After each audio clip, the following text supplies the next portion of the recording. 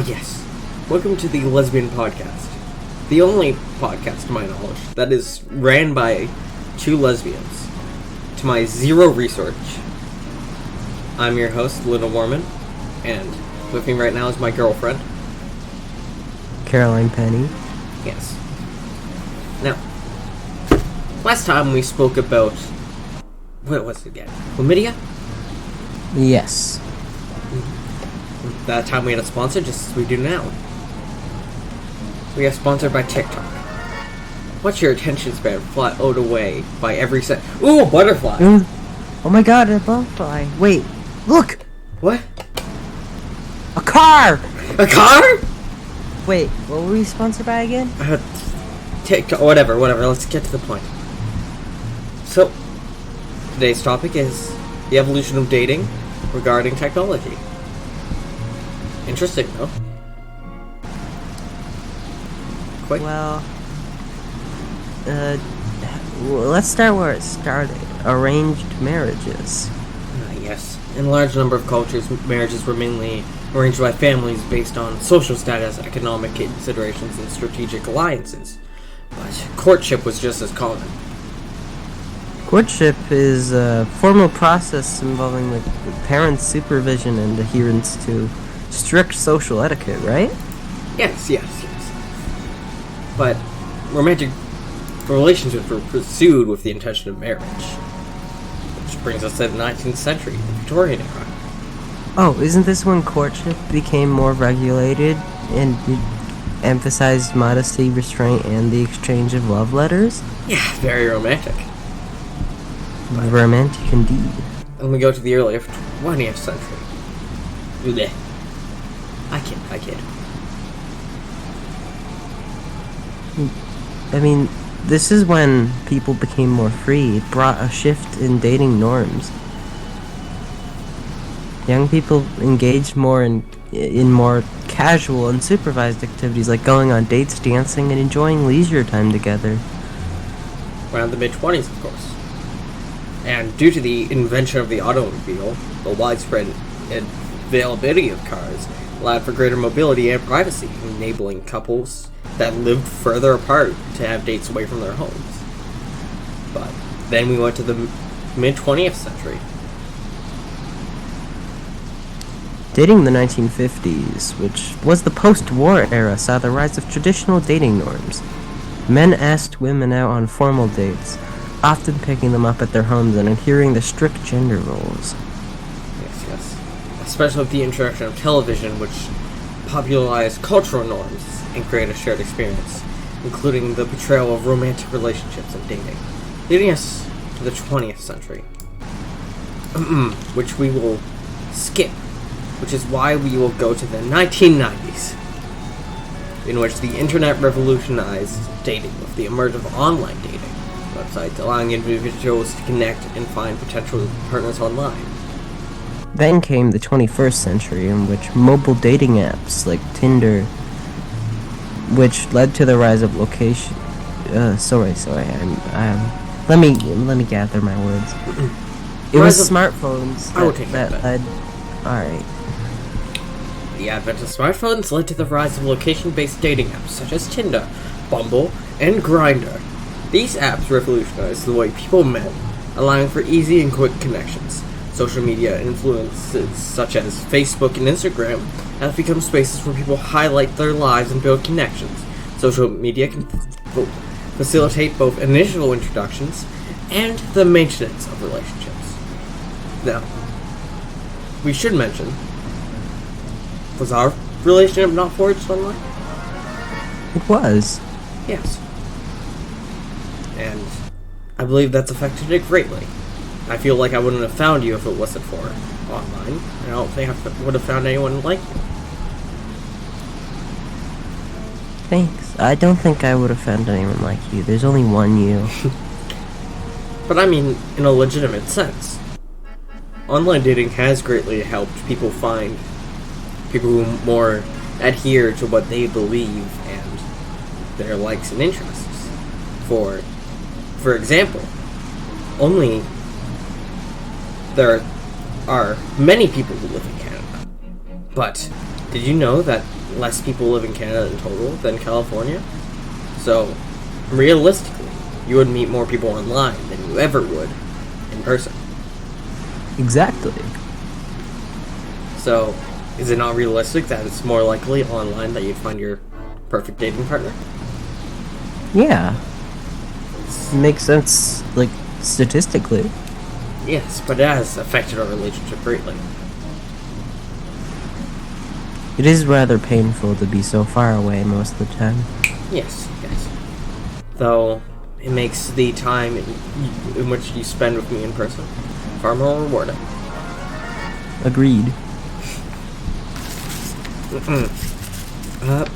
It has impacted our own dating experience in many ways. In fact, I have dated people who I most definitely should not have. And of you?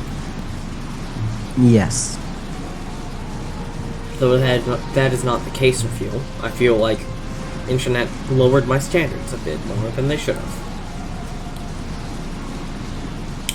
Which made me look more for a partner rather than my own success and or happiness.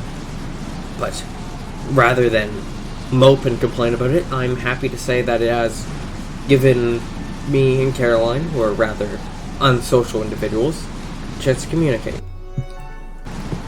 Which is amazing. Had we have been born at any other time in the past, we simply would have not known each other. It's more likely than not.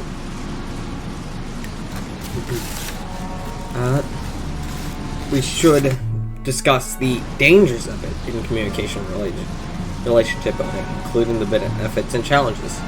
Well, it's great for communication because it's assisted me in many ways in being brave enough to say things I wouldn't be able to say otherwise, due to cowardice, per se. Yes.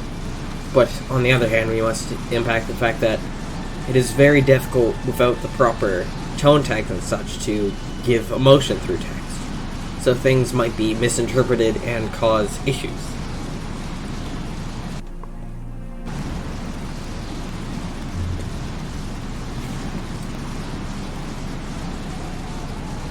Misinformation is truly a downfall. Yes. With many dating apps such as Tinder having issues with catfishing and people lying about who they are, sometimes just for like prank calls and such. It's kind of shows that when there's convenience, like the ability to communicate effectively and arrange dates extremely fast through messaging platforms, it's made dating more efficient. However, it seems to prioritize physical appearance, which leads to a focus on superficial qualities rather than deeper compatibility. Of course, that brings up the paradox of choice. With an endless array of potential partners, individuals may struggle with the decision, making a commitment leading to a grass is greener mentality. Making that sort of issue can really cause dangers. And also, the increased accessibility has also led to many issues with trolling and such. Yes, though it also has made it easier for individuals to connect with potential partners who they may have not met otherwise. For instance, if you have to hide being gay, you could meet a partner online. Exactly. Though, of course, there's disconnect in missing information, miscommunication. Digital communication can lack nuance, leading to misunderstandings or misinterpretation of intent. It can also create a sense of distance or detachment in relationships. Overall, technology has revolutionized the dating landscape, offering new possibilities and challenges. It expanded with the ways to meet and connect people, but it also poses risks to the depths and quality of relationships. Balancing the advantages and disadvantages of technology and dating is crucial for building a meaningful connections in the 21st century. Now, I believe we should probably create some sort of list now a list of guidelines, boundaries even. Yes. I feel as if, for obvious reasons, you should not do anything crucial until you meet in person. Obviously, don't propose or anything ridiculous like that. Yes. Anything else? You should always respect your partner. Of course. Just because they are behind a screen doesn't mean they are not human. That is something people forget often. I feel like one of the main guidelines should be, do not burden your partner. Though you may seem perfectly free, they may not be. So, if they say they're busy, and they don't respond immediately, what should you do? You definitely should not just constantly message and act like you're mad. Of course. Or, for example, we should never have an occurrence in which, this is only hypothetical, you get mad at the person, lock their daughter in a tower, and then have them forget about their daughter and have them free them. Yes. Anyways. Yes. On another topic, I believe there should be limits to how far you go. I say, until you know who they are, this is only assuming you both are legally 18, legally adults, before you send nudes or sexually message each other, which I do not enjoy speaking of, but due to dating having such a sexual connotation, it is necessary. Not only should both parties be consenting, both parties should have natural proof to prove that the other is who they claim to be.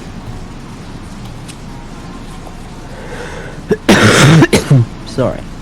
One of the recommended ways to do this is how do I put it? A video call. Not flawless, but it's a great way. Anything else you can pick up? Guidelines?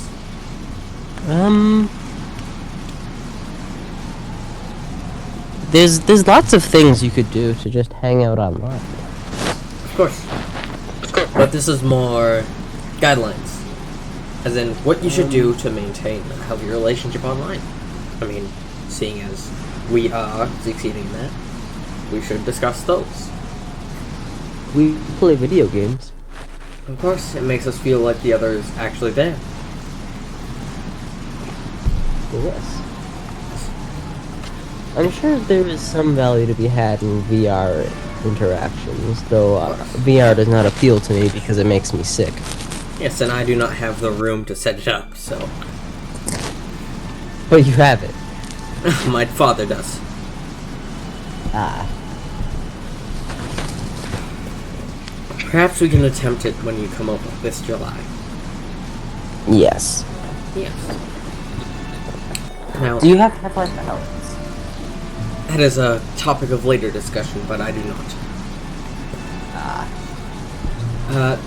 You should attempt to... This is a very, very controversial topic, but if you do not see it possible to see them within 3 years in person, you should possibly arrange such a thing in which it's not a fully committed relationship, because it is not healthy to experience such traversity for such long. Yes. I can barely handle a year. I can barely handle a month. So imagine 3 years. I feel like at that point you should discuss possible options.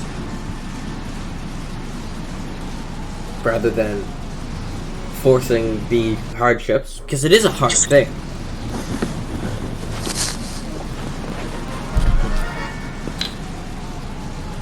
So, in dating in general, I should recommend this. Do not blindly agree with your partner. Obviously. Because when You're they your ask, own person. when they ask you a question, they're not asking for you to agree with them.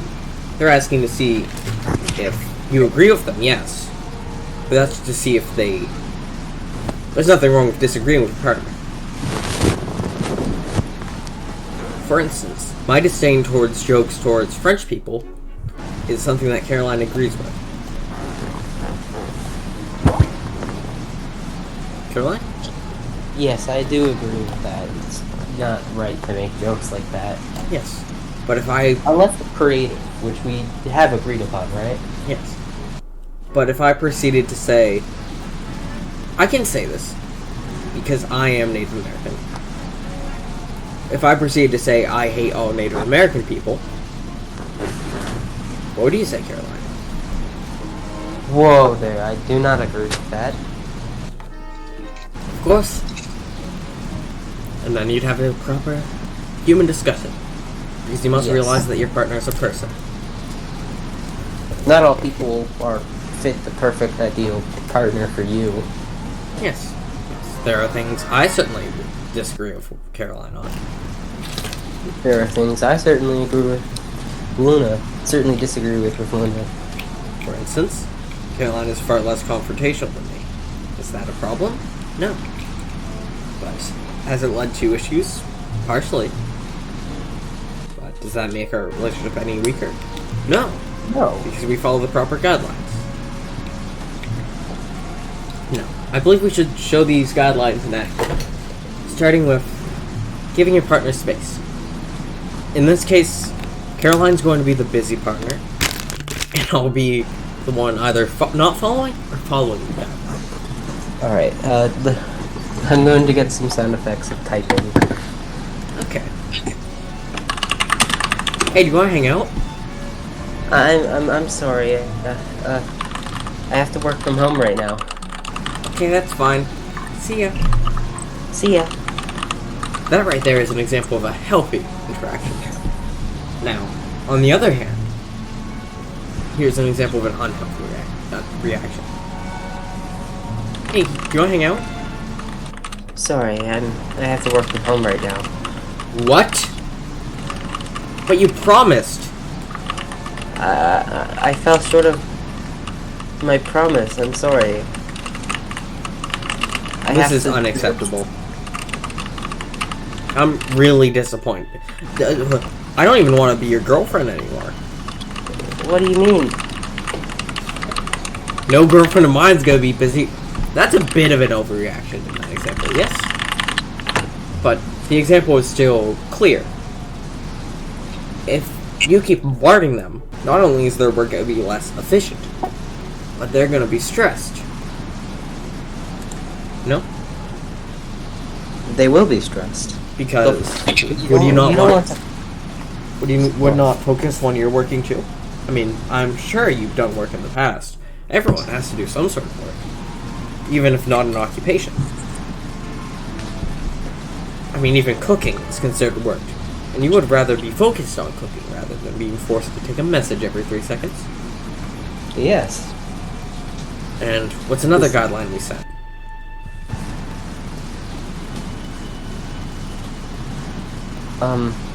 We set many. We did say many. I'm just thinking of what we can do an example of. Yes. How about the 3-year thing? Oh, yes. So here's an example of a healthier reaction. Say we have been dating for 3 years now and have yet to meet in person.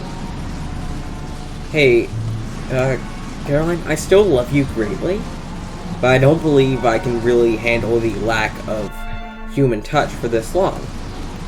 Do you mind if I have if we take a short break and I have a partner short trip? I don't mind. Now, that is an example of a healthy reaction. Unless there are boundaries you've set in your relationship prior, because boundaries depend on the person. For instance, I wouldn't be doubted if some person is not affected at all by the ailments caused by online relationships. That is the case for some people. Just not for many. Now, here's an example of an unhealthy relationship. Caroline, for this time, you'll be the one asking. Hey, I don't know if I can come out. Like, we've been dating for 3 years, and I don't know if I can really handle this anymore. Like, I love you so much. Do you mind if we take a little break just to have a short-term partner each. If you do that, I will literally kill myself. If you leave me, I will be so depressed and pissed at you. You will be in my suicide note. That is a horrible example. Yes. Yes. But it's not unrealistic. I've seen Certainly does happen. I've heard of it. Now, we should obviously make sure we are perfectly fine with our listings here. We have been given a list of requirements, yes? Yes. I believe we have demonstrated how technology has impacted our own dating, yes? Yes. And you count as someone I know. And I feel like we have shown a clear understanding of the impact of technology on communication and relationship building, including benefits and challenges, yes? Yes. We have created a comprehensive list of guidelines for using technology in relationships to maintain healthy communication and boundaries. I did not want to roleplay the nude sending scenario because I am a minor. So is Carol. Yes. That would be quite uncomfortable. Yes. Guidelines were thoughtful, well-reasoned, and take into account potential challenges and pitfalls. Yes. Though I would like to add to this with a new guideline. What is the new guideline? I feel as if it's important to spend time with your partner and make time for them. Spending times in things such as Gather Town or online video games. Because if you aren't to do that, what's gonna happen? Well, you'll grow apart, and Yes.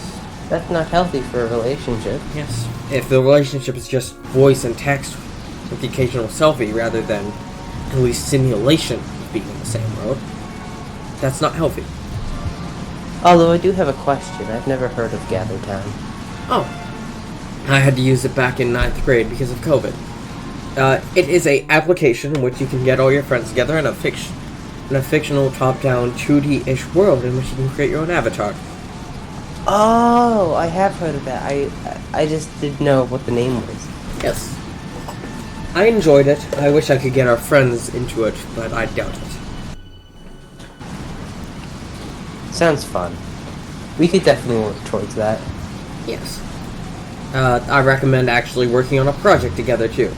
Me and Caroline have the French Royal Navy, in which it is a video game guild for a video game called Sea of Thieves. It is a very interesting project. We also have been playing Minecraft and playing through Halo. Yes. Though we've been stalling on that, I've been busy. Oh yes. It's completely understandable. I have also been busy. Yes. And we've applied these guidelines into different scenarios, yes? For instance. Yes. Many. Student role plays is a really funny sentence to me. I know I shouldn't be breaking character, but student role plays is really funny to me. Yeah, we can cut this out. No, we can't. We can't, but it's can't? really funny. It is really funny. Okay. That's just all it says. That's the first. I know it's a continuation of the phrase on the last page, which it says on the back, student role plays. It sounds like Roblox Family Arcade. Okay, student role plays. Different scenarios effectively ensures that the guidelines can be used to maintain healthy communication and boundaries. Oh, right, oversharing. That's an important one. Oh yes. Yes, I want you to be the one here, and we'll just show an example rather than show the importance of respecting the boundaries of your partner. Why don't you ask personal questions? Appropriate personal questions. How many toes do you have? Why, I have 10. Oh, that's weird. Normal people have 11. To each their own. I meant more as Caroline. I meant things more like address Like, or full name. Nothing such a bad. oh. What's your full name? I prefer not to share that. Understood. Yes. It's just personal information I do not wish to share. That is a healthy way to handle that. Ask again. What's your full name? I don't really feel comfortable sharing that information. But I need to know because I'm your girlfriend. I mean, you know my first name. Is that But I need to know more I just... so that I can find you. That is a huge jump.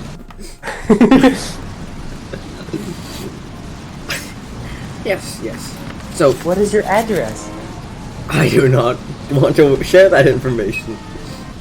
I have your IP. Okay. To explain that guideline is basically support the boundaries of others, and obviously develop your own. Everyone is different in a relationship. Now, the video production.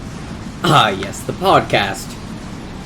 Have we been effectively communicating the impact of technology on relationships and the guidelines they created? Is it well organized, engaging, and easy to follow? Seems like it. I hope. Well, hopefully we have won. Yes. If it isn't, well, it is what it is.